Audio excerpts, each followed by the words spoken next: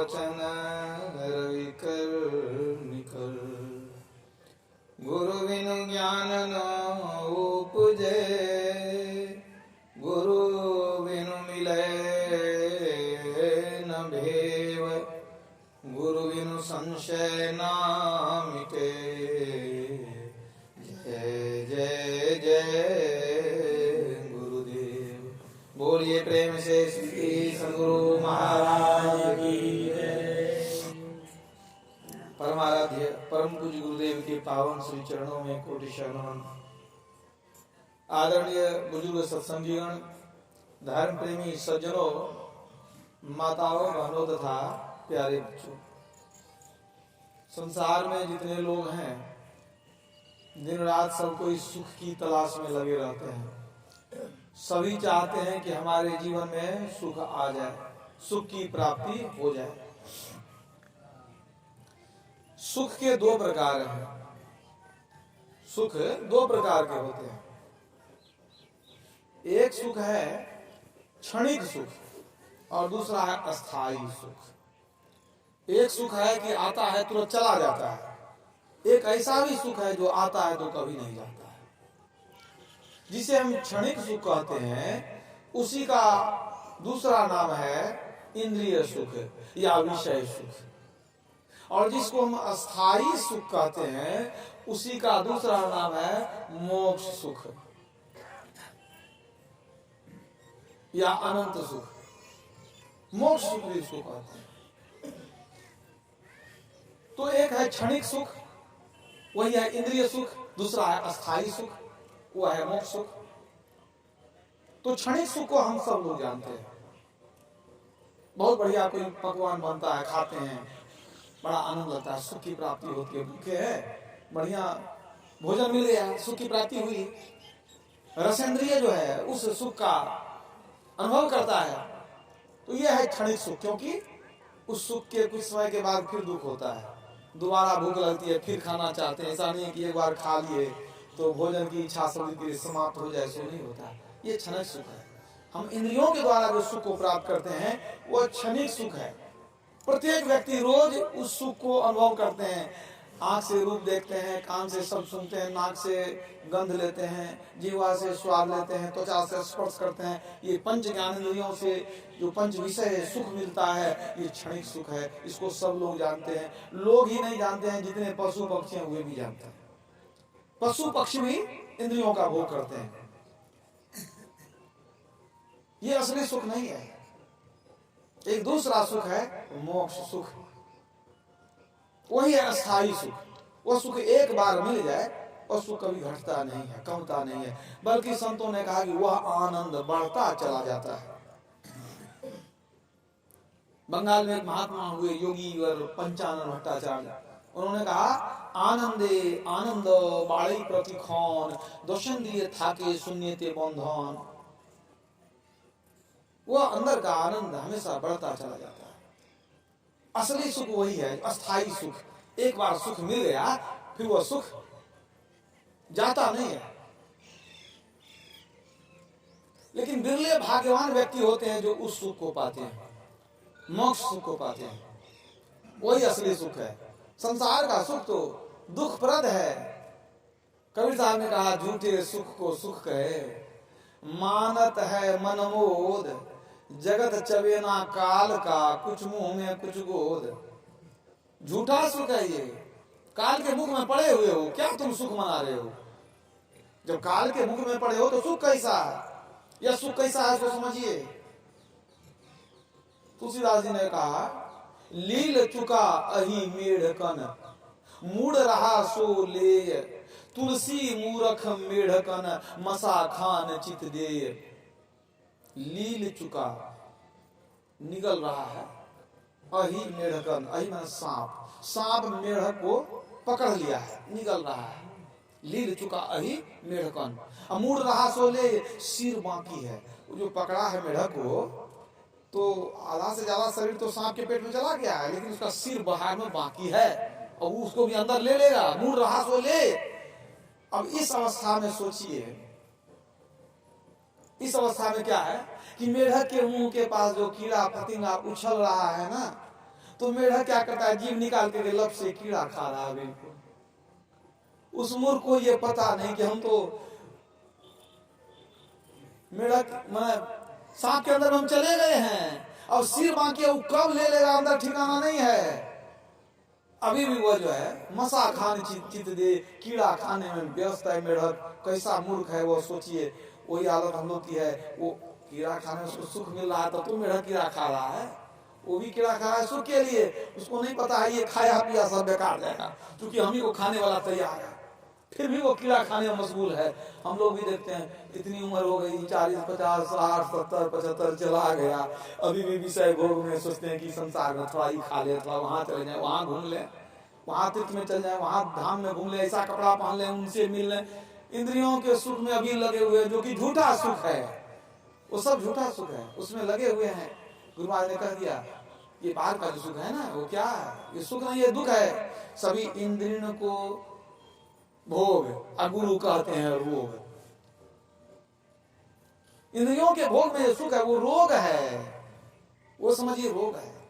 ये बाहर का सुख कैसा है, जरा सा समझिए। कुत्ता बहुत भूखा था, खोजा, कहीं कुछ नहीं मिला, खोजते खोजते कहीं देखा कि एक सूखी सी हड्डी, कितने दिनों की सूखी हड्डी बालू में मिल गई। उसको ले करके जैसे मिला चुपचाप लिया, भागा लेकर के, कहीं दूसरा छीन न ले हमसे। सूखी हड्डी को लेकर के भागा, और एक जगह जंगल में जाकर के कहीं किनारे में, जहाँ की कोई देखे नहीं, बैठ करके हड्डी को चबाने लगा। और हड्डी सूखी है तो क्या मिलेगा, कितना चबाएंगे तो कुछ निकलेगा उसमें, लेकिन निकला जरूर। क्या निकला, चबाते चबाते बहुत कोशिश किया कि नहीं कुछ तो निकलेगा, बहुत चबाया, अंत में चबाते चबाते उसके अपने ही दांत हिलने लगे, अपने ही मसूड़े से खून निकलने लग गया, उसी खून को वो चाटने लग गया, आनंदित हो गया कि हड्डी से खून मिल गया। वास्तव में हड्डी में खून है नहीं, हड्डी में कोई रस नहीं है, वो सूखी हड्डी है। वो मूर्ख जानता नहीं है कि ये हमारे ही शरीर का खून है, जिसको हम चाट करके आनंदित हो रहे हैं। विषय का कोई सही है, विषय में कोई सुख है नहीं, फिर भी हम लोग चाट चाट के सूखी हड्डी से निकालना चाहते हैं खून, अपने ही खून को जलाते हैं। विषय के भोग में अपने खून को जलाते हैं, अपने शरीर को, अपने आत्मशक्ति को, अपने ओज को, सबको बर्बाद कर देते हैं विषय के भोग में। सोचते हैं यही सुख है, यही सुख है। सुख तो है नहीं, यही सुख है। एक सेठ जी थे, वैराग्य हो गया, आ गए भगवान बुद्ध के शरण में, निवेदन किया कि वो हम भी यही रहना चाहते हैं आपकी संगति में। भगवान बुद्ध समझाए, बहुत कहा नहीं, हमको घर जाने का मन नहीं करता, यही ध्यान भजन करेंगे, रहने लगे। सब जानते थे बहुत बड़े सेठ, अब पहले कंजूस भी थे, किसी को दान दक्षिणा भी नहीं देते, सारे भोग को भोग चुके थे, उनको विरक्ति हो चुकी थी, अपना जो है ध्यान भजन करने में लग गए। तब ध्यान करके उठते थे तो कभी कभी वो बोल पड़ते थे, मुंह से निकल जाता था, आहा यही सुख है, यही सुख है, मुंह से निकल जाता था कभी कभी। और भिक्षु लोग सुनते थे, ध्यान करके उठा तो बोल रहा वो यही सुख है। और भिक्षु लोग सुनते थे तो उन लोगों के मन में होता है था कि कैसा सेठ है, घर द्वार छोड़ के चले आया है, क्या याद करते रहता है, कहता है यही सुख है, यही सुख है। ये जो खाया पिया होगा, जो सुख लिया होगा, वही सब बैठ के याद करते रहता है कि कैसा आदमी है। यहाँ भी आकर के घर को याद करता है, वही सुख को याद करता है, इंद्रिय सुख को याद करता है। आके भगवान बुद्ध को कह दिया कि भंते, वो जो सेठ जी को दीक्षा दिए है ना, आप समझाए माना नहीं ना, दीक्षा दे दिए हैं, वो तो यहाँ बैठता है ध्यान में, बैठ करके पूरा घर के विषय भोग को याद करते रहता है, और उठता भी है तो वही दिमाग घूमते रहता है, कहता है सुख है, यही सुख है, यही करते रहता है।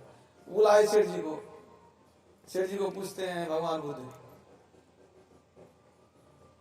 कि बताओ, हमारे भिक्षु लोग ऐसा ऐसा बता रहे हैं कि तू ध्यान से उठता है तो कभी कभी कहता है कि यही सुख है। कहाँ प्रभु, बोलते तो हैं। कहा तो ऐसा क्यों बोलते हो, क्या तुम घर के विषयों को याद करते रहते हो, तुम जो खाए पिए भोग किए उसी को याद करके कहते हो तुम। कहा नहीं प्रभु, इतना जीवन तो गुजर गया परिवार में, धन संपत्ति में, कहाँ सुख मिला प्रभु। वहां सुख होता तो यहाँ आने की आवश्यकता क्या पड़ती। वहां जो सुख था वो तो दुख ही दुख था, वो सुख नहीं था। प्रत्येक सुख ने हमको रुलाया है, जो सुख को हम भोगे वही हमको अंतिम में रुलाया प्रभु।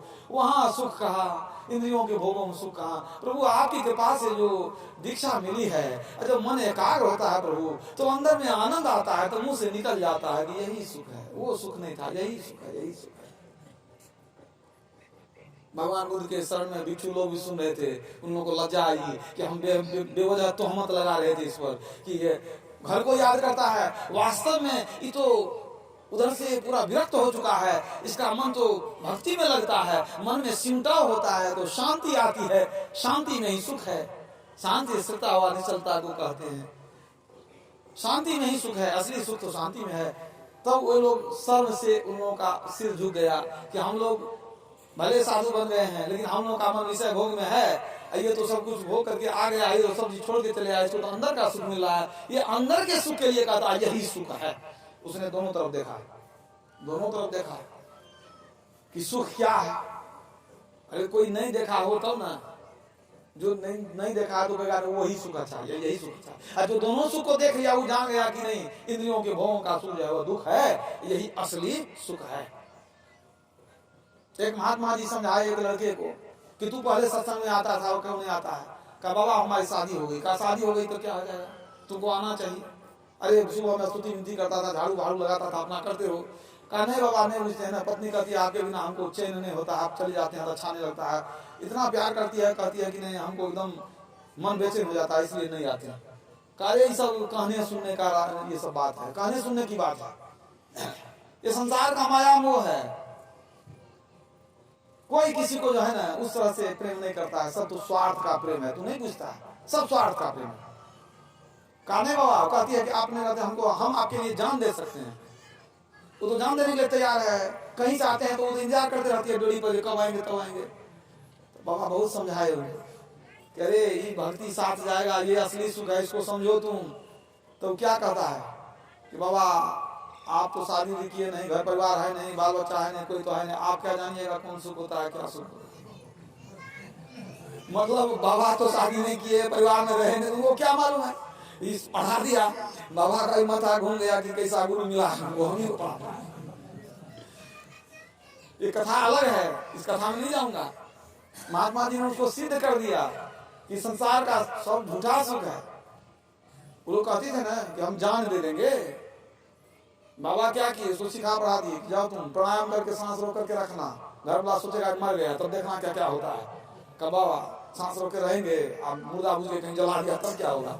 अरे घबराना नहीं, हम आएंगे ना। तुम कहता है कि नहीं घर वाला हमको प्रेम करता है, अरे प्रेम तो हम तुमको करते हैं, प्रेम तो हम तुमको करते हैं, हम चाहते तेरा कल्याण हो, और कोई लोभ नहीं है तुमसे हमको। और तू कहता है नहीं, पत्नी प्रेम करती है, माँ प्रेम करती है, तुमको हमारा प्रेम दिखता नहीं है।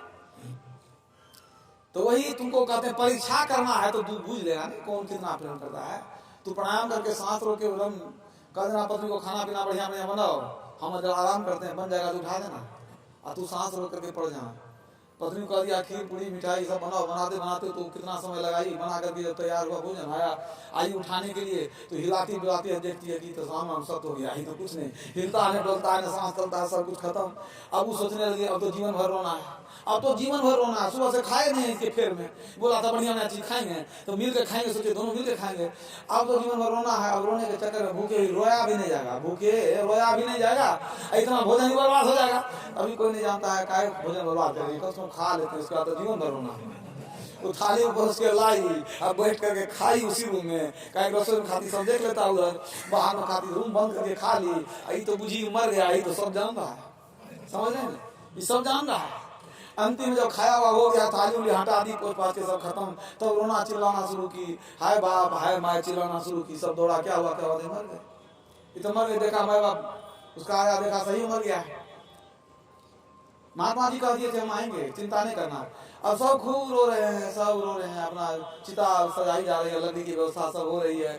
अब महात्मा जी उधर से आए, अब जैसे आए तो सब गया उधर, कहा क्या हो गया क्या हो गया, तो पैर पड़ के सब रोने लगे। बाबा देखिए आप ही का चला है, बाबा आप ही ने दीक्षा दिए थे, बाबा जिंदा कर दीजिए, बाबा आप ही का है। कहा तो हम कैसे जिंदा कर देंगे, नहीं बाबा जिंदा कर दीजिएगा, आप ही को दे देंगे, आप ही का सेवा करेगा, बाबा आप ही रख लीजिएगा।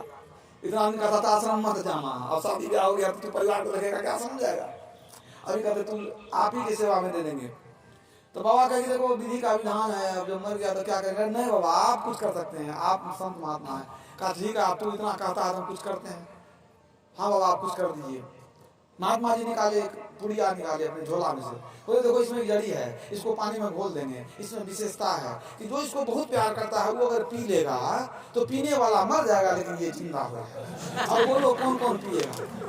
अब पत्नी को कहते तू ही ने कहती थी जान देंगे, तो तू जान दे दो, नहीं जी जाएगा, ले लो ये पानी घोल, पानी लाओ। वो क्या किया, अपना पुड़िया में जो रखे थे जड़ी बूटी सब मिला दी उसने, कहेगी पी जाओ इसको। अब तो बेचारी तो परेशान हो गई, ये तो कहने में बड़ा आसान होता है जान दे देंगे, अब देता कौन है? जब बोली कि तू ही ने कहती थी पी लो ना, क्या दिक्कत है, ये जिंदा हो जाएगा। तो रोते हुए कहती है कि जब हम मर ही जाएंगे पीने के बाद तो हमको इनके जीने से कौन फायदा होगा, हमको छोड़ दीजिए, हम नहीं पिएंगे।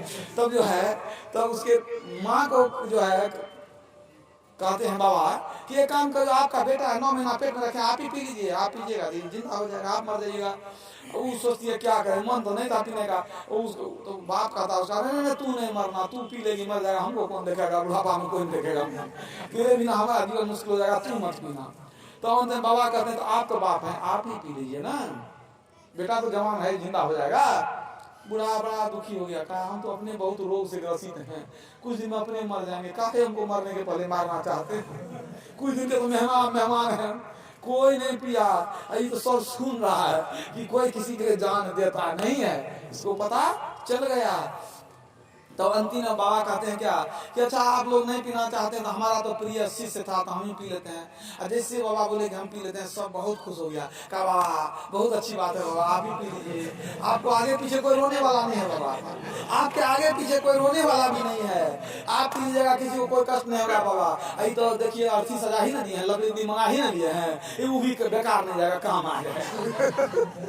अरे बेटा जी जाएगा तो आप मरिएगा तो आपके आप में लगा देंगे भोज भंडारा का बाबा, सब भार हम लोग उठा लेंगे, आपका भी जो होगा ना, जो सब करते हैं नखवाल क्या क्या करते हैं वो सब भोज भंडारा सब कर देंगे बाबा, आप ही पी लीजिए। तो अब सब मिलकर एक तरफ हो गया कि बाबा आपको रोने वाला कोई नहीं, आप ही पी लीजिए। ठीक है हम ही पी लेते हैं। बेचारे पी लिए, पी करके एकदम गिर गए तो इशारा कर दिए, थोड़ा उठ के खड़ा हो गया, आराम करके खड़ा हो गया। अब सब खुश हो गया, बेटा हमारा जी गया, बेटा जी गया, गले मिल रहा है, बेटा जी गया। अब बाबा जी को पकड़ के ले जाना है जलाने के लिए। अब तो बाबा जी मर गए, सभी खुशी मना लिया। और जब बाबा जी को उठाने गया तो आपने उठे खड़ा हो गए। अब सबका माथा खराब हो गया कि क्या हो गया, बाबा मरा नहीं, बाबा मरा कैसे? कहा बाबा आप मरे कहे नहीं। कहा क्या कि हमको मूर्ख समझता है, वो जड़ी बूटी कुछ नहीं था, प्रसादी वाला मिश्री था, उसको पानी में घोले थे। हमको तो दिखाना था कि कौन कितना प्रेम करता है, इसलिए उनको मिश्री घोला होता, उसको पी के क्या होगा। बाबा का अच्छा दुनिया देख लिया ना बेटा, हम चलते हैं। बाबा उधर चले, चला दौड़ा पीछे पीछे, बाबा हम दुनिया देख लिए, कैसा दुनिया है बाबा, वो हम मर गए, ऊपर पेट खाली, जान देने वाला कोई नहीं। प्रीतम जान लेहु मन माही, अपने सुख से सब कोई बांधे, कोई काहू को नहीं, कोई किसी का नहीं, कोई किसी का नहीं ये बंदे। ये सब नाता रिश्ता सब जो है सब दिखाने वाला है। तुलसीदास जी ने कहा भाई बंधु कुटुंब परिवारा, तुम किसके और कौन तुम्हारा, सब देखन ही के नाते हैं, दिन नीके बीते जाते हैं। भक्ति भजन कर लो, सुमिरन कर ले मन राम राम। तो ये संसार का सुख तो जो देखा वो जाना, जो देखा वो भी समझ गया भाई क्या है इसमें, कितना सुख है इसमें। सभी इंद्रियों को भोग गुरु कहते हैं लोग, तब असली सुख क्या है? ये बाहरी सुख जो है, इंद्रियों का सुख हमेशा रुलाता है, बहुत रुलाता है, बहुत रुलाता है। लोग इतना रोते हैं कि दूसरे को बता भी नहीं सकते, अपना दुख किसको बताएंगे लोग। असली सुख क्या है? वही है मोक्ष सुख, असली सुख हुआ है। वो सुख कहाँ मिलेगा, कहाँ मिलेगा? तुलसीदास ने कहा जिमि थल बिनु जल रही न सकाई, कोटि भांति को करे उपाई, तथा मोक्ष सुख सुनु खगराई, रही न सकई हरि भगति बिहाई। जैसे थल के बिना जल नहीं रहता, पानी चाहिए तो आकाश से तोड़िएगा नहीं, जमीन को खोदिएगा। थल में जल रहता है, जैसे थल के बिना जल का अस्तित्व नहीं है, उसी तरह भक्ति के बिना मुक्ति का अस्तित्व नहीं है। भक्ति करते हैं तो मुक्ति मिलती है। यही बात तो कविता भी कहते हैं, भक्ति निसेनी मुक्ति की, संत चढ़े सब धाय, जिन जिन मन आलस किया तो जन्म जन्म पछताए। आलस में समय बिता लीजिए, और जमदूत बुलाने आएगा तब पता चल जाएगा कि क्या किए हैं क्या नहीं किए हैं। दूध का दूध पानी का पानी सब हो जाएगा फैसला। वही कवि साहब कहते हैं कि भक्ति उस सीढ़ी है जिस पर चढ़ करके हम मुक्ति में जाते हैं। वो फासला तय जो होता है, सीढ़ी पर चढ़ के फासला तय करते हैं ना, वही फासला जो तय करते हैं उसी को भक्ति करते हैं। एक तरफ परमात्मा, एक तरफ जीवात्मा, और बीच में फासला है, और जो हम चलते हैं उनसे मिलने के लिए उसी को भक्ति कहते हैं। भक्ति निशेनी, मुक्ति की निशेनी मन सीढ़ी। संत चढ़े सधाए, जो संत हैं भक्त हैं वो तो चढ़ करके अपना तेजी से दौड़ करके चढ़ रहे हैं उस पर। और जिन जिन मन आलस किया, संसार के लोग आलस में पड़े हुए हैं तो जन्म जन्म पछताए। वे लोग जन्म जन्म तक पछताएंगे। क्यों जन्म जन्म पछताएंगे? आगे 84 में जाना पड़ेगा, इसलिए पछताएंगे। भक्ति से मुक्ति मिलेगी, इसलिए भक्ति करनी चाहिए। अधिकांश लोग इस बात को मानते हैं कि भक्ति करनी चाहिए। जो लोग सत्संग में आए हैं उतने ही लोग भक्ति करते हैं, मानते हैं, सो बात नहीं है। जो नहीं आते हैं वो ज्यादा भक्ति करते हैं, बड़ी बड़ी भक्ति करते हैं, बहुत दिखावा करते हैं, बहुत आडंबर करते हैं। तो भक्ति तो बहुत लोग करते हैं, लेकिन दुर्भाग्य क्या बात है कि भक्ति किन की करें जो मुक्ति मिलेगी, और भक्ति कैसे करें जो मुक्ति मिलेगी, यह बात नहीं जानते। जानते नहीं है, विचारते नहीं है। वह ईश्वर को खोजने के लिए चल दिए, फूल लिए, फूलडाली लिए, मंदिर खोज लिए, कहीं कहाँ है नहीं है, चल दिए भक्ति करने के लिए। कबीर साहब कहते हैं इसी तरह भक्ति होती है, न सोचा न विचारा न ज्ञान लिया कुछ, चल दिया ईश्वर को खोजने, अंतिम में बहुत पछताएगा तुम। कबीरा ज्ञान विचार बिना हरि ढूढ़न को जाए, तन में त्रिलोकी बसे अब तक परखा नाय, अब तक परखा नाय, बना है तीरथ बासी, कबहू मथुरा जाए, कबहू भटकत है काशी, तीनों पन गए बीत नाही दर्शन पाया, अज्ञानी बिन ज्ञान बहुत मन में पछताया। मरते समय बड़ा पश्चाताप हुआ, किए नहीं, पता कुछ नहीं किए, बिना बुझे सुझे चल दिए हरिद्वार, चल दिए काशी प्रयाग, कहाँ कहाँ नहीं घूमे, 7 पूरी घूम लिए, 4 धाम घूम लिए, मिला कुछ नहीं, खाली हाथ रह गए। बहुत पछताना पड़ेगा। तो मनुष्य को पहले समझना चाहिए क्या कि किन की भक्ति करें और भक्ति कैसे करें, ताकि हमको मोक्ष सुख मिले, शाश्वत सुख मिले, अनंत सुख मिले, अक्षय सुख मिले, अस्थाई सुख मिले। बाहर में लोग नहीं जानते हैं तो जो मन में आता है कर लेते हैं। एक छोटी सी घटना सुनाता हूं। एक सत्संगी परिवार की लड़की थी, तो वो देखती थी कि पिताजी तो बाहरी पूजा पाठ करते नहीं हैं, जब ध्यान करते हैं, दीक्षा तो नहीं लेती, लेकिन देखती थी कि भक्ति क्या है। शादी हुई उसकी, चली गई ससुराल, वहां पर लोग बाहर की पूजा पाठ करते थे, गोसाई है, कौन कौन देवी देवता है, सबका चढ़ावा वगैरह क्या करते थे। तो सास वगैरह करती थी, इसको मन नहीं लगे करने में। सास डांट डांट करके कभी कहती थी कर चलो तुम भी करो, कुछ करो, तो जबरदस्ती कुछ कर ले, लेकिन उसको विश्वास ही नहीं होगी कौन पत्थर है, ये है मूर्ति है, इसका क्या पूजा करने से क्या फायदा, उसको विश्वास नहीं था। अब सास ऐसी थी कि अब दीक्षा भी लेगी तो मुश्किल बात है, करने नहीं देगी, कहीं तू कौन मंत्र पढ़ती है, क्या ठिकाना है, कोई गुण जानती है, कोई टोटका जानती है, कोई जादू मंत्र तो नहीं करेगी, कपड़ा ओढ़ के बैठ करके मने मने कोई मंत्र पढ़ती होगी, क्या करेगी नहीं करेगी, तो भी मुश्किल हो जाएगा। दीक्षा उक्षा नहीं ली थी, वो सोचती थी सास को समझेगी, सास तो पूरा पूजा पाठ में लगी हुई है, अभी करते रहती थी बीच में, तू नहीं करती है इसीलिए घर में ये दुख होता है। होते होते संजोग से कुछ घर में परेशानी आ गई, कुछ होता है कभी कभी, स्वास्थ्य बिगड़ गया, किसी का इलाज कराता है तो वो नहीं होता है, क्या कमी हो गई, और किसी तरह की परेशानी। अब सास समझाने लगी, देखो तुम जब से आई है पूजा पाठ छोड़ दिया तब से घर में देखो क्या अकड़मंगल हो गया है, देवता लगता है घुसा गया है, अब ये घर में क्या होगा, सब नाश हो जाएगा, कोई ठिकाना नहीं क्या होगा। अभी कितनों समझावे तब बहू की बात बहू समझा नहीं पाई। अंत में सास बोली अब तेरा कुछ नहीं सुनेंगे, तुमको पूजा पाठ करना होगा, जैसे कहीं वैसे करना पड़ेगा। इस सोची जो घर में झंझट करने से अच्छा है कि जो कहेगी कर देंगे, हमको क्या है, कर देंगे। कहती है कहा चलो अमुक दिन आ रहा बड़ा शुभ दिन, किसी किसी खास दिन, किसी किसी खास देवी देवता की पूजा होती है ना, अमुक शुभ दिन में चलो, जैसे मंगल दिन में जाते हैं भगवान, ये सोमवार को जाते हैं भगवान शिव की पूजा करने, मंगल को हनुमान जी, कोई ऐसा शुभ दिन आने वाला था, हो सकता है शिवरात्रि हो या कुछ और हो, और या और कोई पर्व त्योहार का समय हो। सास ने कहा चलो अमुक जगह जाएंगे और वहां हम लोग जो है ना, वहाँ तीर्थ स्थान है, वहां जाकर के देवता का पूजन करेंगे, तुमको चलना पड़ेगा, नहीं तो घर में जो है ना खरमंगल हो जाएगा, घर नाश हो जाएगा, तू नहीं समझती है। तो तैयार हो गई, जैसे नवादा से लोग गया जाते हैं वहां पूजा करने के लिए, कुछ ऐसे भक्ति करने के लिए, इसी तरह वो लोग भी अपने गांव से निकल करके चले। सास और बहू दोनों चलिए, अपना जो भी होता है पूजा की सामग्री लेकर के, चंदन, अगरबत्ती, फूल, मिठाई, अक्षत जो भी हो, जल सब लेकर के अपना चली। चलते चलते जब नगर में पहुंची, मान लीजिए गए में पहुंची या कहीं पहुंची, उस तरह से शहर में पहुंची, तो ऐसा जो तीर्थ स्थान होता है वहाँ बहुत जगह मूर्ति, बहुत जगह देवता, बहुत जगह, कोई एक मंदिर कहीं बढ़िया हो, उस शहर में बहुत सारे मंदिर हो जाते हैं। क्यों?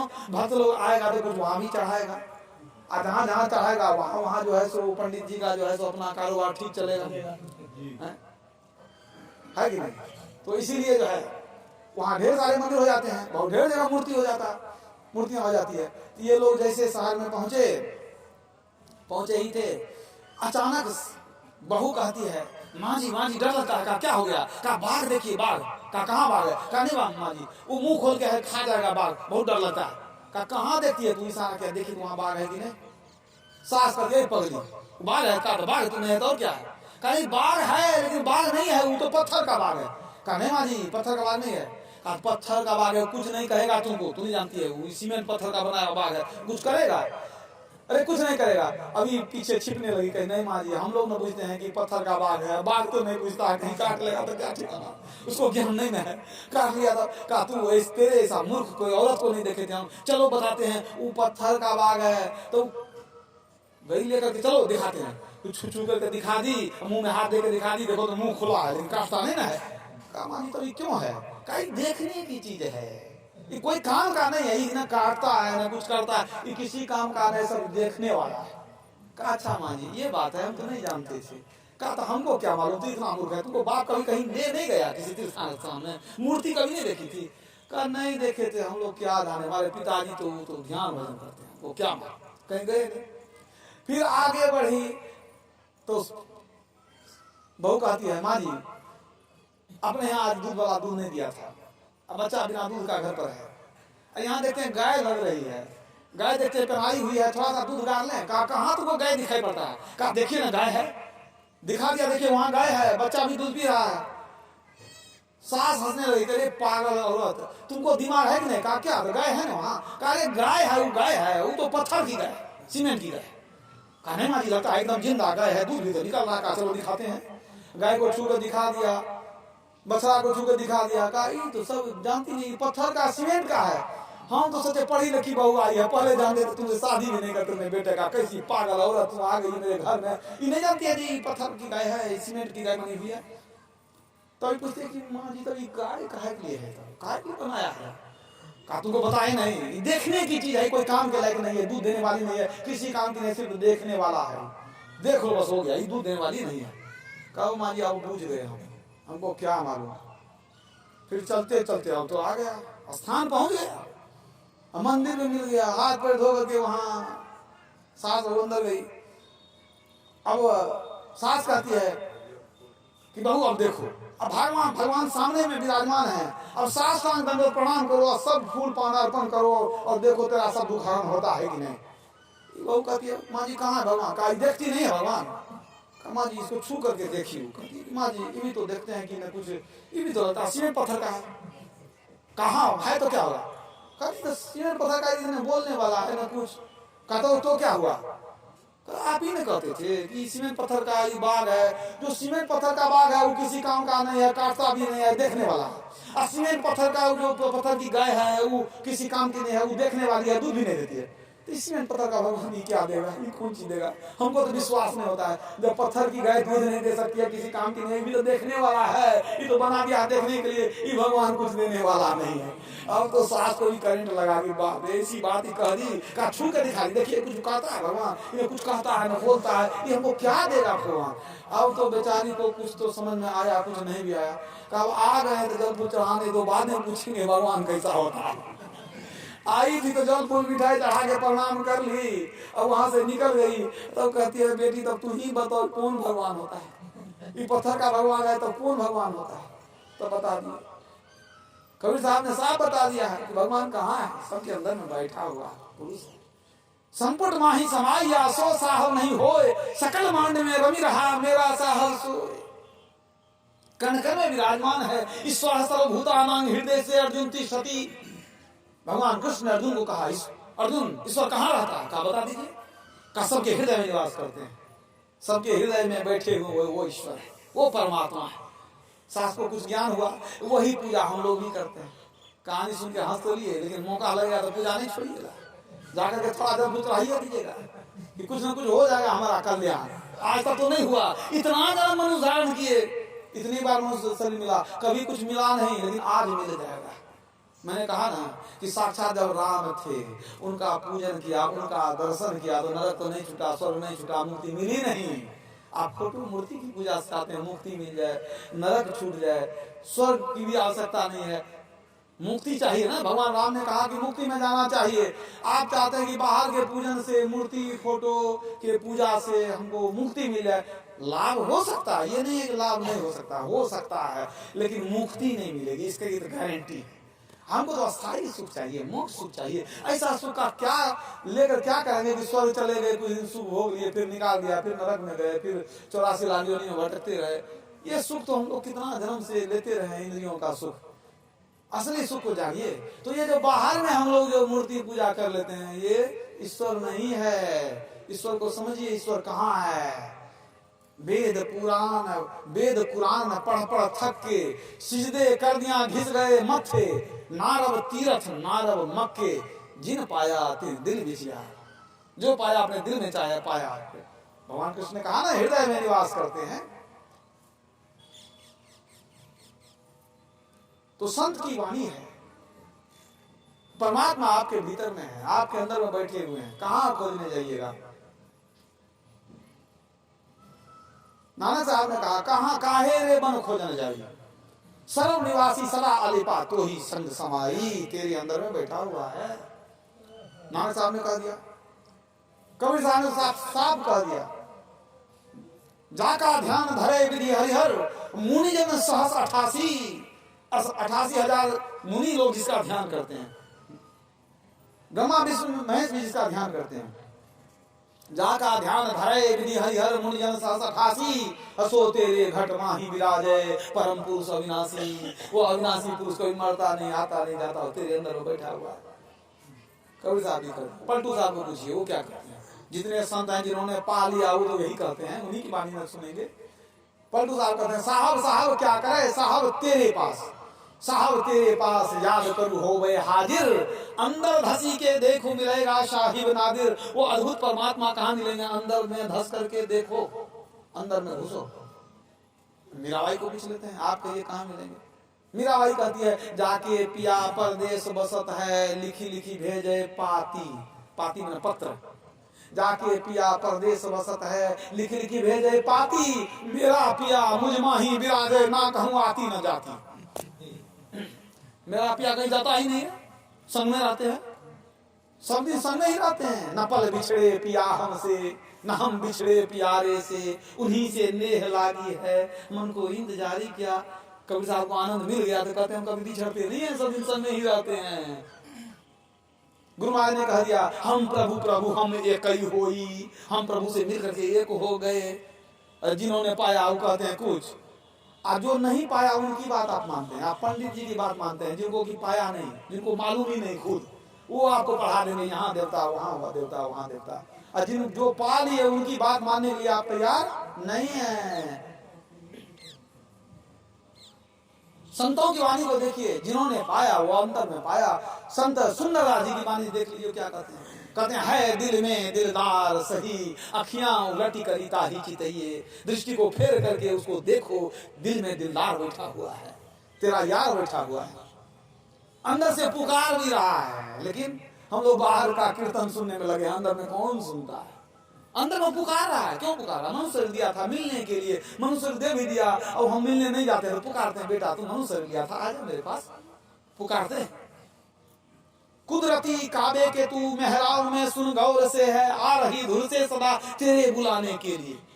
कुदरती काबा ये शरीर, कुदरती काबे के मेहराब में ये भाव का स्थान, सुन अंदर में सुनो, गौर से सुनो, क्या है आ रही धूर से, धूर माने केंद्र, सदा, सदा माने आवाज, सदा माने हमेशा भी होता है लेकिन यहाँ आवाज है आ रही धूर से सदा, केंद्र से आवाज आ रही है, क्यों? तेरे बुलाने के लिए। वो परमात्मा तुमको पुकार रहे हैं। कैसे सुनेंगे? बाहर के कान से, बाहर के माइक शब्दों को सुनते रहते हैं। जब तक इंद्रियां काम नहीं छोड़ेगी अंदर का आवाज नहीं सुनेंगे।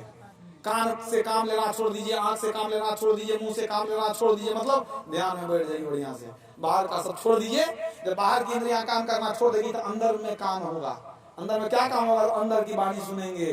तब क्या करेंगे? कैसे सुनेंगे? तो वही तुलसी साहब फिर कहते हैं, गोश बातिन हो कुशादा, जो करे कुछ दिन अमल, ला इलाहा अल्लाह हो अकबर पे जाने के लिए। अर्थात जो बाहर के कान को बंद करके भीतर के कान से सुनने का अभ्यास करता है, वह परमात्मा की आवाज को सुनता है और अल्लाह हो अकबर पे जाने के लिए वही आवाज अल्लाह हो अकबर परमात्मा के पास ले जाता है। वो आवाज ही परमात्मा के पास ले जाता है। क्यों? परमात्मा से निकली हुई आवाज है, ओंकार ध्वनि, ओम ध्वनि, परमात्मा की आवाज है। अंदर में पुकार रहे हैं तो अंदर में सुनेंगे तब। ये असली भक्ति है। अंदर चलना असली भक्ति है, बाहर चलना नकली भक्ति है। बाहर में कितना भी दौड़ेंगे स्वर्ग तक जाएंगे, अंदर में चलना शुरू करेंगे तो दो बात है, या तो मुक्ति मिलेगी या मनुष्य शरीर मिलेगा, ये गारंटी है। संतों का कहना है कि अंदर जब चलने लग जाते हो तो परमात्मा देखते हैं कि जिस काम के लिए इसको मनुष्य शरीर दिए हैं वही काम कर रहा है, तो काम नहीं पूरा हुआ तो दोबारा देंगे कि नहीं देंगे? देंगे ना। उनको भी तो मिलने की इच्छा है, उनका भी, उनकी संतान बिछुड़ गई है। हम पिता से बिछुड़ गए, हम रोते हैं, पिता भी तो हमको इंतजार करते हैं कि हमारा बेटा बिछुड़ गया, आ जाए मेरे पास। वो बार बार मनुष्य शरीर देंगे। अगर उस रास्ते पर चलेंगे तब देंगे, अगर उस रास्ते पर नहीं चलेंगे तो कभी नहीं देंगे। एक बार दे दिए, वो कहेंगे भाई तुमको तो दिए थे, जिस काम के लिए वो काम किया नहीं, तू तो माया में फेर में पड़ा रह गया, तू तो पशु पक्षी की तरह सिर्फ विषय भोग में लगा रहा, खाया पिया सोया, बाल बच्चा पैदा किया, संसार से मरकर चला गया, तो मनुष्य शरीर लिया क्यों? यही काम कुत्ता में भी हो सकता था। इतना देव दुर्लभ मैंने शरीर तुमको दिया, इस काम के लिए दिया, उस काम को तूने किया नहीं, दोबारा फिर ये शरीर मिलने वाला नहीं। तो अभी देखिए भक्ति के समझ में पाठ हुआ। मैंने आपको क्या सब बताया? भक्ति के दो रूप बताया हमने। एक मैंने सुख का दो रूप, सुख एक है इंद्रिय सुख का, दूसरा है मोक्ष सुख। मोक्ष सुख की प्राप्ति कैसे होगी? उसके लिए आपको भक्ति करनी होगी। कौन सी भक्ति करेंगे, किसकी भक्ति करेंगे, अब इसको जानना जरूरी है। किसकी भक्ति करेंगे या कैसे भक्ति करेंगे, ये दो चीज जान गए काम हो गया पूरा। किसकी भक्ति करें?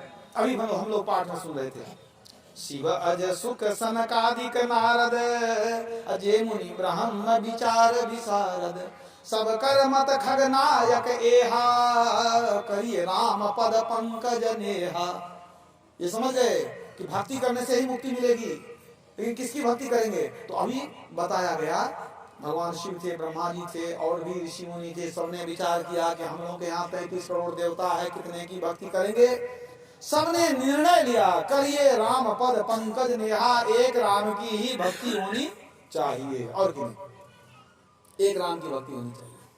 भगवान राम ने भी प्रजा लोगों को कहा कि यदि तुमको मुक्ति चाहिए, साधन राम मोक्ष कर द्वारा, तो किसकी भक्ति करो? मेरी भक्ति करो। ये नहीं कहा कि शिव जी की भक्ति करो, दुर्गा जी की भक्ति करो।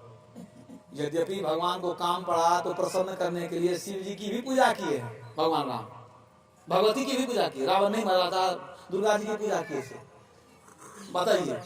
उनको काम पड़ा किसी खास मकसद से दुर्गा जी को प्रसन्न करने के लिए दुर्गा जी की पूजा कर लिए। शिव जी को प्रसन्न करना है तो उस शिवलिंग की पूजा कर लिए। लेकिन मुक्ति चाहिए ना आपको, तो मुक्ति चाहिए तो क्या करेंगे? उसके लिए कोई विशेष उपाय होगा ना। तब कहते हैं भगवान राम की मुक्ति चाहिए, मेरी भक्ति करो।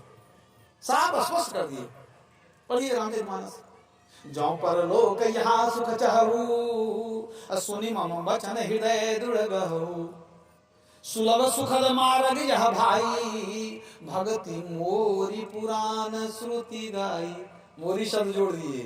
परलोक में सुख चाहिए, मुक्ति चाहिए, मेरी भक्ति करो, भगवान राम ने कह दिया। तो वहां तो देखिए भगवान राम नहीं थे ना, शिव अज सुख सनकादिक नारद ये लोग थे ना। भगवान शिव थे, ब्रह्मा जी, सुखदेव जी, नारद मुनि, सनकादिक ऋषि, सबने कहा राम की भक्ति हो। राम भी कहते हाँ मेरी भक्ति होनी चाहिए। अब कोई दुधा नहीं है, क्या दुधा? अब जब तुलसीदास जी को पूछ रहे हैं आप रामायण लिखे हैं, आप भी कुछ कह दीजिए किनकी भक्ति करें। वो तो स्पष्ट लिख दिए, नर विविध कर्म अधर्म बहुमत शोक प्रद सब त्याग हु, विश्वास करी कह दास तुलसी राम पद अनुराग हु।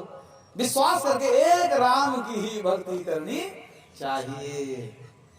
ये समझ गए, देवताओं ने कह दिया, भगवान राम ने कह दिया मेरी भक्ति करो, तुलसीदास जी ने कह दिया राम की भक्ति होनी चाहिए। बहुत बहुत अच्छी बात है, उसी से सुख की प्राप्ति होगी। श्रुति पुराण सब ग्रंथ कहाई, रघुपति भगति बिना सुख नाही। राम की भक्ति में ही सुख है। राम भगति रत नर अरु नारी, असकल परम पद के अधिकारी। राम की भक्ति करेंगे तो मुक्ति मिलेगी, परम पद ना मोक्ष पद, मुक्ति मिलेगी। तुलसीदास जी ने हर जगह लिख दिया कि राम की भक्ति होनी चाहिए। अब यहाँ दुविधा क्या है, इतना ही सुनकर के कोई प्रवचन से उठ कर चले जाए तो राम का फोटो ले आएगा, फिर पूजा शुरू कर देगा। तो एक जगह कि अभी सुन के आए हैं हम कि राम की भक्ति होनी चाहिए और किसी की भक्ति नहीं करेंगे, सब देवी देवता को ले जाकर के नदी में प्रवाहित कर देंगे, लेकिन राम को रखेंगे, राम की फोटो तस्वीर मूर्ति सब रखेंगे। लेकिन इतने से काम नहीं चलेगा। अब राम कौन है उसको भी जानिए। राम के दो रूप हैं, एक है सगुण एक है निर्गुण। एक है परमात्मा वो भी राम है, एक दशरथ नंदन वो भी राम है। दो रूप हैं राम, दो रूप है राम के, एक परमात्मा राम निर्गुण निराकार राम, एक सगुण साकार दशरथ नंदन राम, दोनों राम हैं। याद रखिए, राम तो एक मानस में प्रमाणित कर दिया गया है, दोनों राम है। और तुलसीदास जी दोनों राम को मानते हैं, ये नहीं कहिएगा कि एक ही राम को मानते हैं, दोनों राम को वो मानते हैं। अब मानना भी चाहिए, सगुण को भी मानना चाहिए, निर्गुण को भी मानना चाहिए। तो दोनों भक्ति हम लोग को बताई जाती है। हम लोग जो संतों में दीक्षा लेते हैं तो क्या है, सगुण भक्ति भी निर्गुण भक्ति भी। जब तक आप मानस जब मानस ध्यान करते हैं, यह है सगुण भक्ति, ये परमात्मा की ही भक्ति है। अरे परमात्मा के राम रूप को हम नहीं मानते तो मान लीजिए राम आज नहीं है तो रूप को जानते नहीं है तो आज हम गुरु रूप में उनको भजते हैं। वो परमात्मा का ही एक रूप है, राम भी परमात्मा का रूप है, कृष्ण भी परमात्मा का रूप है, शिव भी परमात्मा का एक रूप है, और गुरु भी परमात्मा का एक रूप है। सोना का कौन रूप होता है, कोई रूप नहीं है। आप उसे कंगन बना लीजिए कि भाई बाली बना लीजिए कि आप हार बना लीजिए, सब तो सोना ही है।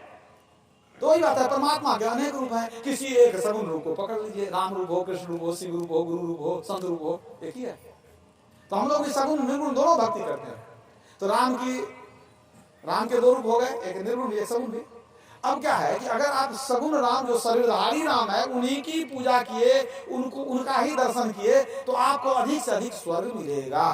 और यदि अपने अंदर में उस निर्गुण परमात्मा को जान लिए तो मुक्ति मिलेगी। स्पष्ट है। राम का दर्शन बहुत किए दशरथ जी तो उनको स्वर्ग मिला, और सबरी एक ही बार दर्शन की मुक्ति में चली गई। क्यों? वो तो बाहर में एक बार दर्शन किया, अंदर में तो दर्शन करते रहती थी हमेशा हमेशा। तुलसीदास जी सोचिए, तुलसीदास जी भी दर्शन किए, चित्रकूट के घाट पर दर्शन किए, वहां चंदन लगा दिए, वहां भी दर्शन हुआ, लेकिन वो अंदर में हमेशा दर्शन करते रहते थे। तब मुक्ति मिलेगी। जब तक अंदर में उस निर्गुण ब्रह्म का दर्शन नहीं होगा तब तक मुक्ति संभव नहीं है। इसलिए जिस राम की भक्ति से आपको मुक्ति मिलेगी वह है निर्गुण परमात्मा राम। आज हम सगुण राम को कहां खोजेंगे? आज दशरथ राम है, दशरथ पुत्र राम आज नहीं है, उनकी तस्वीर भी सही नहीं है, गलत है। किसी को मुकुट पहना के फोटो खींच लिया, यही राम है कि नहीं? तो अब तो सगुण तो है ही नहीं। समझिए, सगुण रूप में गुरु है, संत है। जब राम आएंगे तो उनका भी ध्यान होगा, उनका भी मन हम स्थूल उपासना करेंगे। लेकिन आज स्थूल रूप में राम नहीं है, आज निर्गुण रूप में राम है। वह रूप राम कहाँ है? सब में व्यापक सबते न्यारा, सब घटे एक ही राम हो। राम राम हमारे गुरुदेव कहते हैं कि सबके अंदर में राम है, वही आज राम है, आज वही राम है। तो तुलसीदास जी कह दिए कि करिए राम पद पंकज नेहा, राम बिना न जीव सुख पावे।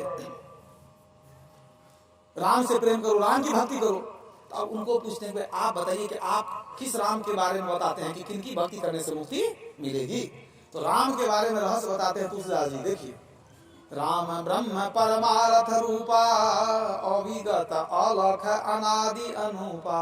राम ब्रह्म है, परमार्थ स्वरूप है, अविगत सर्वव्यापक है, सब जगह है, अनादि है, अनुपा वो अनुपम उपमा रहित है। फिर कहते हैं राम ब्रह्म चिन्मय अविनाशी, सर्वरहित सब उरपुरवासी। सबके उरपुर में रहते हैं, उर में हृदय। जो भगवान कृष्ण ने कहा सबके हृदय में भगवान परमात्मा है, ये कहते हैं सबके हृदय में रहते हैं। मतलब परमात्मा का एक नाम राम भी है। फिर देखिए पार्वती पूछती है भगवान महादेव को कि आप बताइए राम कौन है, किस राम की भक्ति से मुक्ति मिलेगी। तो भगवान शिव कहते हैं राम ब्रह्म व्यापक जग जाना परमानंद परेश पुराना। राम ब्रह्म है, वेद में जिसको ब्रह्म कहा गया, परमात्मा कहा गया, वही राम है। और कहाँ है? व्यापक जग जाना, संसार में व्यापक है, सब जगह व्यापक है। देखिए भगवान शिव वही कहते हैं, तुलसीदास जी वही कहते हैं, हमारे गुरुदेव वही कहते हैं, सब में व्यापक सबते न्यारा सब घटे कई राम। कबीर साहब का भी कुछ लेते हैं, आप भी कुछ कह दीजिए। कबीर साहब कहते हैं राम रय घट में बसे और ढूंढत फिरे उजाड़, ढूंढत फिरे उजाड़। कोई काशी कोई प्रयाग में बहुत फिरे झकमार, काशी प्रयाग में झक मारते फिरता, कहीं मिलता नहीं है, वो है हमारे अंदर में बैठा हुआ। उस राम को जानना पड़ेगा, उस राम की भक्ति करनी पड़ेगी। तो बाहर में जो राम है उसको दूध चढ़ा दिए, मिठाई चढ़ा दिए, काम खत्म, पूजा हो गई। आज वो अंदर में बैठा जिसको देखते भी नहीं, उसकी भक्ति कैसे होगी ये भी जानिए। इतना सुंदर शरीर मिला है उसी राम को जानने के लिए। नर्तन पाए यत्न कर ऐसा जिससे वह करतार मिले, ऐसा उत्तम जन्म पदार्थ बहुरी न बारंबार मिले। करतार माने परमात्मा, परमात्मा राम को पाने के लिए ईश्वर ये शरीर मिला है आपको, ये दुर्लभ जो शरीर मिला है उसी एक परमात्मा को पाने के लिए। एक छोटी सी और लघु कथा सुनाता। एक सेठ जी थे, बेचारे बूढ़े हो गए, मन में था कि अब उत्तराधिकारी, सेठ नहीं राजा थे, एक राजा थे, उत्तराधिकारी किसी को बना दें अपने किसी पुत्र को। तीन पुत्र, अब तीनों का बुद्धि विचार तीन तरह। अभी बेचारे निर्णय नहीं कर पाते थे कि किनको हम गद्दी दें किनको नहीं दें राजा को। बहुत सोचे बेचारे, कुछ समझ नहीं आई बात। तो उन्होंने निर्णय लिया, तीनों बेटे को बुलाया, कहते हैं देखो जी तुमको मैं कुछ काम देता हूँ वो करना तीनों, इसके बाद हमारा जो मन होगा हम करेंगे, तुम लोगों को कुछ देते हैं, हमको मतलब कि निर्णय करने में सहूलियत होगा कि किसको हम उत्तराधिकारी बनावे। तीन सुंदर कमरा था, तीन कमरा, एक बेटे को एक कमरा दे दिया, एक तेरा एक उसका मजली का एक छोटे का, तीनों का बांट दिया। और एक रत्न दिया कीमती पत्थर, कहा देखो ये जो रत्न दिए हैं इसको समझो धन है, इसको तुम धन की तरह उपयोग कर लो। अब तुमको काम क्या करना है, परीक्षा तेरी हमको चाहिए, करेंगे हम तुम लोगों की परीक्षा। तुम लोगों को एक कमरा दे दिए हैं, कल शाम तक में ये कमरा को भर करके रखना है। कहा पिताजी कौन चीज भरेंगे? कहा तेरे विवेक पर निर्भर है, तेरे बुद्धि विवेक पर निर्भर है, जैसे भरो कमरा हमको भरा मिलना चाहिए। रत्न दे दिए हैं, तुमको धन का जरूरत है तो रत्न से धन अपना प्राप्त कर लो, कमरा भरना है। बस कल शाम में हम आएंगे और देखेंगे कि कौन किस तरह से भरता है कमरे को। राजा तो अपने काम में मशगूल हो गए। अब तीनों बेटा अपना दिमाग लगाने लगा। बड़ा बेटा था वो था बड़ा कंजूस था, खर्चा जल्दी करना नहीं चाहता था कुछ। उस वक्त पिताजी तो हमको रत्न दिए हैं, बहुत पैसा इसमें से निकलेगा बेचेंगे तो। अब बोले घर को भरना है, अब क्या करना है कुछ बोले नहीं, घर को भरना है तो घर को भर देते हैं, ऐसा नहीं हो कि पैसा भी खर्चा नहीं हो घर ही भर जाए। वो दिमाग लगाने लगा क्या करें क्या नहीं करें, कैसे बिना खर्चा किए घर भर दें। उस सोचा कि सबसे अच्छी बात है क्या, बहुत कूड़ा कचरा ढेर लगा उठा के भर देंगे, घर ही भरना है, घर भर जाएगा। अब मजदूर भी नहीं रखेंगे, अपने से भर देंगे। वो जहाँ तहाँ से कचरा सब गंदा सब उठा करके घर में भरना शुरू किया। और जब सोचा कि कहते भरने के लिए, बाद में देखा दाब के भरा है कि नहीं भरा, लगा कुछ और जगह है, और दो चार टोकरी कचरा दे करके गंदगी सब दे करके अब दाब करके किवाड़ को बाहर से लगा दिया, भर दिए इसको। आई तो रह गया, रत्न अपने पास में रह गया, बात खुश था। और दूसरा बेटा जो था मजला, वो बड़ा शौकीनदार था, बाहर से जो कुछ मिल जाए अच्छा चीज सब खरीद के घर में जमा करता था अपना, वो शौकीन था। वो देखा कि पिताजी दिए हैं रत्न हमको भरने के लिए, बहुत दिन से सोचते थे समुद्र में रंग बिरंग का पत्थर मिलता है, बेचता भी है, लेकिन हमको पिताजी खरीदने देते नहीं थे। अब वही खरीद के लाएंगे, आज तो मौका मिल गया। समुद्र के किनारे गया, रंग बिरंग का पत्थर, काला लाल उजला पत्थर सब रंग बिरंग का चितौरा, वो देखने में उसको अच्छा लगता था। वो उठा करके सब लाया, रत्न को बेच करके पैसा निकाला और सब ढो करके उतना दूर से पत्थर लाया और भरते भरते पूरा घर में सजा दिया, वही पत्थर सब भर दिया, पत्थर से सजा दिया। और तीसरा जो था सबसे छोटा, उसका क्या करे क्या नहीं कुछ समझ नहीं आया। वो घर को पहले साफ सुथरा किया, पोछ पाछ करके साफ सुथरा कर दिया। इसके बाद वो क्या किया, हाट में बाजार में गया, वहां से एक दीपक खरीद दिया, एक घंटी खरीद लिया, ला करके घर में अपना रख दिया। अब देखिए क्या होता है। समय दूसरे दिन जब समय आया तो राजा आए अपने नौकरों के साथ, मंत्री के साथ, चलो देखते हैं। बड़े बेटे का कुछ कमरा दिए थे, कहे कि हम खोल करके देखेंगे तू क्या किया, भरा कि नहीं भरा। कहाँ पिताजी हम भर भी दिए, कुछ लगा भी नहीं। कहते हैं कि हर्रा लगे ना फिटकी दी रंग भी चोखा, देखिएगा ना पैसा भी बचा लिया, कुछ नहीं लगा। पिताजी कहे हम अपने से देखेंगे, किवाड़ जैसे खोले हर्रा करके सारी गंदगी देह पर आकर गिर गई, और उतना दुर्गंधी, बेचारे भागे जान लेकर के, दुर्गंधी में खड़ा होना मुश्किल, बेचारे माथा पकड़ लिए, रे तुमको कूड़ा कचरा मिला था भरने के लिए और कुछ नहीं मिला दुनिया में। कहा पिताजी आप बोले थे नहीं थे क्या भरना था, हम भर दिए, भरना था भर दिए। इसका मन खराब हो गया, का कपड़ा खराब हो गया, अब जाते हैं पहले नहाने के लिए, सारी गंदगी देह पर गिर गई। बेचारे फिर से आए नहा करके, बहुत दुखी हुए कि इसकी बुद्धि भ्रष्ट हो गई है, बुद्धि पर पत्थर पड़ गई है, ये क्या है, इसके समझना इसको मुश्किल है। आए दूसरे कमरे को खोलते हैं, दूसरे कमरे को खोले तो जैसे खोले देखने में तो सुंदर लगा, रंग बिरंग का खाली पत्थर भरा हुआ। कहते हैं बेटा तुमको पत्थर ही मिला? कहा पिताजी देखिए कितना सुंदर लगता है देखने में, यही पत्थर लोग खरीद के ले जाता है घर, और कितना सुंदर सजा दिए हम, पत्थर से भर दिया। मन प्रसन्न नहीं हुआ। आज जब वो छोटे बेटा के कमरे में गए देखने, जैसे किवाड़ खोले तो उसमें क्या चमत्कार किया था छोटा बेटा, पहले से दिया को जला दिया था, दिया को जला दिया था। किवाड़ में ऐसा कुछ था तरीका कि जैसे किवाड़ खोले कि घंटी टन टन से आवाज होने लगी, अंदर में बंधी हुई थी रस्सी से, जैसे किवाड़ खोला के अंदर में टन टन की आवाज हुई। पिता खोल के अंदर घुसते हैं, देख करके तो बड़ा मन बड़ा प्रसन्नचित हो गया, साफ सुथरा कमरा है, और ऊपर से उसमें वो देख लिए वो कमरा को किस चीज से भरा, अरे ये तो कचरा से भर दिया, ये पत्थर से भर दिया, ये क्या किस से भरा, अरे दीपक के प्रकाश से भर दिया पूरे कमरे को, दीपक का प्रकाश है उससे कमरा जो है पूरा आवृत हो गया, पूरे कमरे में प्रकाश फैला हुआ है। पिता गदगद हो गए, कहा बेटा ये प्रकाश देख करके और ये घंटी की आवाज सुन करके लगता है किसी मंदिर में आ गए, हमको मंदिर जैसा सुकून मिला तुम्हारे इस कमरे में आकर के। और बेटा हम तो ये पता है हमको, हम ये भी जानते हैं ये ज्योति और नाद ही परमात्मा का प्रतीक है, मैं तेरे कृत्य से प्रसन्न हो गया, तुमने इस घर को मंदिर बना दिया, और ये ज्योति ये प्रकाश और शब्द जो है ये संकेत है परमात्मा का। मैं गदगद हो गया, मैं आज से घोषणा करता हूँ कि आज से इस राज्य का मालिक तू ही बनेगा। राजा बना श्री सद्गुरु राजा कैसे बने? राजा प्रसन्न हुए तो राजा बना दिए ना, राजा से मिले तो राजा प्रसन्न हो गए, राजा बना दिए। राजा ही राजा बना सकता है, कोई भिखारी किसी को राजा नहीं बना सकता है, समझिए। लेकिन राजा कब राजा बनाए? जब उन्होंने देखा प्रकाश और शब्द को परखा उन्होंने, तब उनको राजा बना दिया। अब देखिए ये कथा है, अब कथा संकेत क्या करती है कि हम लोगों को परमात्मा ने कोठरी भी दिया है, रत्न भी दिया है, सबको। वहां 3 बेटा था, हम लोग बहुत संतान है परमात्मा के। हम लोग कौन है? ईश्वर की संतान है हम लोग। भगवान राम ने कहा सब मम प्रिय सब मम उपजाए, सबते अधिक मनुज मोहे भाई। सबसे ज्यादा प्रिय हमको मनुष्य है, हमने सब मनुष्य को बनाया है, सबको पैदा किया है। तो सबको पैदा किया, सब हम लोग संतान है, परमात्मा की संतान है। तो परमात्मा हम लोग को भी राजा बनाना चाहते हैं, तो चुनेंगे ना किसको राजा बनाएंगे। उसके लिए क्या किए? वो कोठरी भी दिए, रत्न भी दिए, एक एक सुंदर शरीर दिए, मनुष्य शरीर कोठरी हो गई आपकी, और विवेक दिए, बुद्धि दिए, यही रत्न है विवेक। इसी विवेक का प्रयोग करके कोई आदमी कहां से कहां चला जाता है, कोई पापी हो जाता है, कोई पुण्यात्मा हो जाता है, विवेक से ना, बुद्धि से ना। विवेक रूपी रत्न भी दे दिए। अब देखिए उस कोठरी का उपयोग करना है हमको, विवेक का भी उपयोग करना, विवेक रूपी रत्न को भी उपयोग करना है। तो जैसे पहला बेटा था, उसने क्या किया? सुंदर कीमती घर को कचरा कूड़ा से भर करके खराब कर दिया। अपने विवेक का वही प्रयोग किया, कचरा से भर दिया। उसी तरह संसार में परमात्मा की संतान सब कोई है। अधिकांश मनुष्य कैसे होते हैं?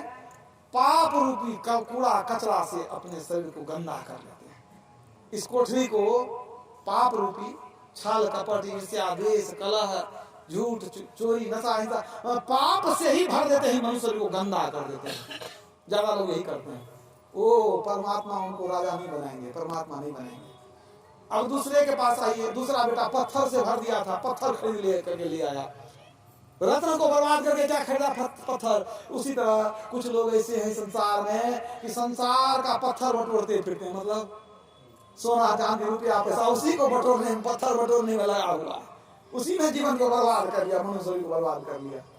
उसको भी परमात्मा राजा नहीं बनाएंगे। अब ये तीसरे बेटे की तरफ, तीसरा बेटा क्या किया? घर को मंदिर बना दिया, इस शरीर को मंदिर बनाएंगे, इसमें गंदा चीज नहीं चढ़ाएंगे, मांस मछली शराब अंडा कुछ नहीं चढ़ाएंगे, गंदगी से इसको साफ कर देंगे, गंदगी नहीं रखेंगे, मंदिर को साफ किया पहले वो, और फिर क्या किया, ज्योति जलाया, और शब्द भी वहां हुआ, ज्योति जलेगा तो शब्द हो जाएगा वहां अंदर में। तो अब जो संतान परमात्मा की ऐसी है जो दीक्षा लेकर के अंदर में ज्योति जलाए, इस शरीर के अंदर, शरीर भी मंदिर में अगर अंदर में हम ज्योति जला लें, शब्द जो है वहां पर श्रवण कर लें, तो क्या होगा, परमात्मा, हमको परमात्मा बनाएंगे उस दिन। अपने घट दिया ना बारू रे, वो दीपक लेके जलाया था ना, तो अपने घट दिया ना बारू रे, नाम के तेल सूरत का बाती, ब्रह्म अगिन उगारू रे, जगमग ज्योति निहारू, मंदिर में तन मन धन सब बारू रे। अपने घर के अंदर में दिया ना जलाना है हमको, दीपक का प्रकाश होगा। कैसे, नाम के तेल सूरत के बाती, दृष्टियोग करेंगे, दृष्टियोग करते करते करते करते अंदर में प्रकाश हो जाएगा, अंदर में प्रकाश हो जाएगा। अंतर ज्योत भाई भाई गुरु साखी चीने राम कर्मा। नाना साहब कहते हैं गुरु के आदेश के अनुसार हमारे अंदर में ज्योति जल गई। वो ज्योति जब जल जाएगी, असली भक्ति वहीं से शुरू। इसी भक्ति के लिए तुलसीदास जी ने लिखा, राम भगत चिंतामणि सुंदर, अब सही गरुड़ जाके उर अंतर। राम भक्ति रूपी चिंतामणि जिसके हृदय में बस गई, राम भगति चिंतामणि सुंदर, बसई गरुड़ जाके उर अंतर। लक्षण क्या है, परम प्रकाश रूप दिन राती, नहीं कछु चाहिए दिया घृत बाती। बिना घी दिया बत्ती के अंदर प्रकाश होने लग जाएगा। मोह दरिद्र निकट नहीं आवा, अलोभ बात नहीं ताही बुझावा। सारे खट विकार समाप्त हो जाएंगे आपके। सोचिए, ये है अंदर में प्रकाश को खोजना है हमको। इसलिए हमारे गुरुदेव ने क्या कहा, अंदर में हो प्रकाश ना, बाहर प्रकाश क्या, खोज करो अंतर उजियारी, दृष्टिमान कोई देखा है। पढ़िए शास्त्रों को, सारे शास्त्रों में प्रकाश की बात भरी हुई है। भगवान राम ने हनुमान जी को कहा प्रकाश को खोजो, भगवान बुद्ध ने कहा तुम अंधकार में पड़े हुए प्रकाश को नहीं खोजते। संत भगवान सब कहते हैं दृष्टियों की साधना करो, अंदर में प्रकाश करो। अब प्रकाश कैसे मिलेगा, दृष्टियों की साधना के द्वारा। अब प्रकाश हो जाए तब तो सब अपने मिल जाएगा, सब अपने आ जाएगा। अब प्रकाश सब दोनों मिल जाएगा तब परमात्मा अपने आ जाएंगे। परमात्मा मिल जाएंगे तब परमात्मा आपको परमात्मा बना देंगे।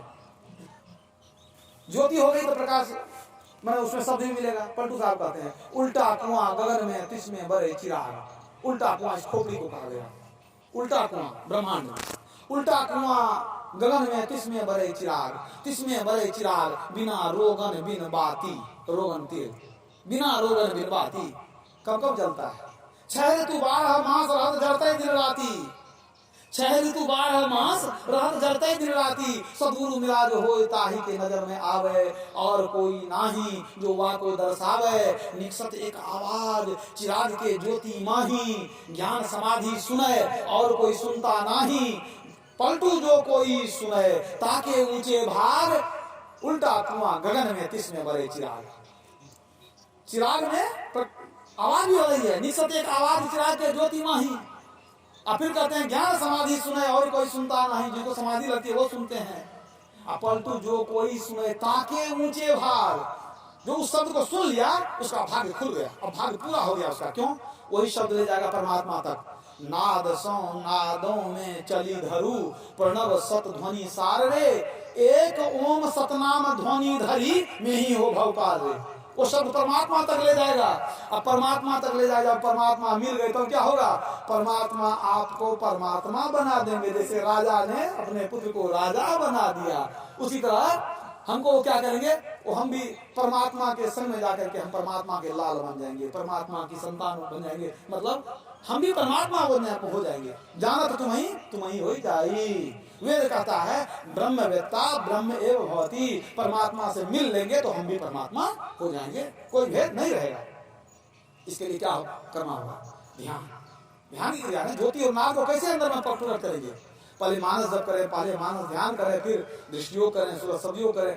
ये असली साधना करेंगे तब ईश्वर की प्राप्ति होगी। इसके पहले पवित्र जीवन होना चाहिए, सदाचार का पूर्ण पालन होना चाहिए, व्यभिचार चोरी नशा हिंसा झूठ करना चाहिए।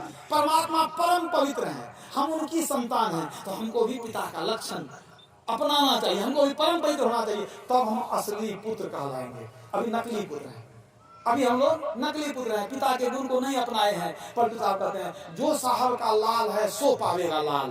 पहले लाल बनेगा तुम ना, अभी लाल नहीं बने। लाल में क्या होता है, बेटा होता है। परमात्मा की लाल कब बनेगा? पवित्र जीवन हो जाएगा, पवित्र ढंग से रहेंगे तब। तो जो साहब का लाल है सो पावेगा लाल। कैसे पावेगा लाल? अंदर में घुसेंगे तो सो पावेगा लाल। जाए के गोता मारे मर्जीवा हो रहे लाल को तुरंत निकाले। मर्जीवा कहते हैं गोताखोर को, अंदर में ढूंढना पड़ेगा।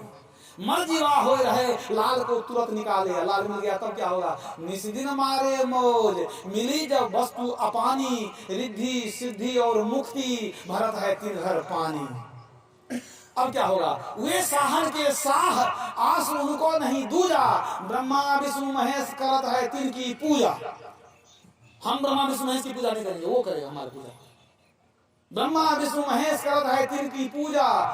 पलटू गुरु की भक्ति बिना भेष भया कंगाल। अगर इसलिए भक्ति नहीं जाने, भेष भी बेकार, साधु बन गए क्या होगा? पलटू गुरु की भक्ति बिना भेष भया कंगाल। जो साहब का लाल है सो पावेगा लाल।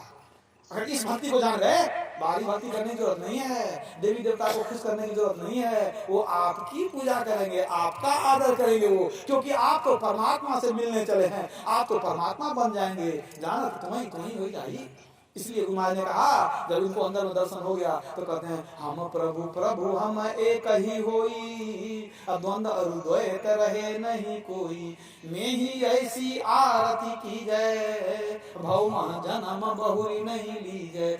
ऐसी आरती, आरती में प्रेम करना, प्रभु से ऐसा प्रेम करेंगे, ऐसी भक्ति करेंगे कि प्रभु में मिल करके सदा के लिए एक मेक हो जाएंगे। फिर नहीं आवना यही देश, इस संसार में आवना नहीं पड़ेगा। जैसे सबरी को मुक्ति मिल गई, दशरथ जी की तरह स्वर्ग नहीं चाहिए हमको, पांडवों की तरह हमको नरक स्वर्ग नहीं चाहिए, हमको सबरी की तरह मुक्ति चाहिए। उसके लिए बस यही युक्ति है, मुक्ति के लिए यही युक्ति है, मानस जप, मानस ध्यान, दृष्टियोग और सुरत संयोग। तो हम लोगों को चाहिए कि जीवन हमारा पवित्र हो, सदाचार का पालन करें, दीक्षा लेकर के जप और ध्यान करें। निश्चित रूप से कल्याण होगा, इस जन्म में नहीं तो अगले जन्म में या उसके बाद होगा। लेकिन एक बार इस ज्ञान को अपना लिए, अधोगति में नहीं जाएंगे, 84 लाख योनि में नहीं जाएंगे। या तो मनुष्य शरीर मिलेगा या मुक्ति मिलेगी।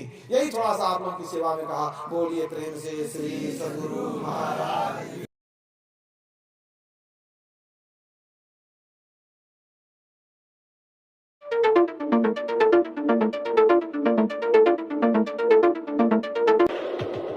Subscribe now and press the bell icon.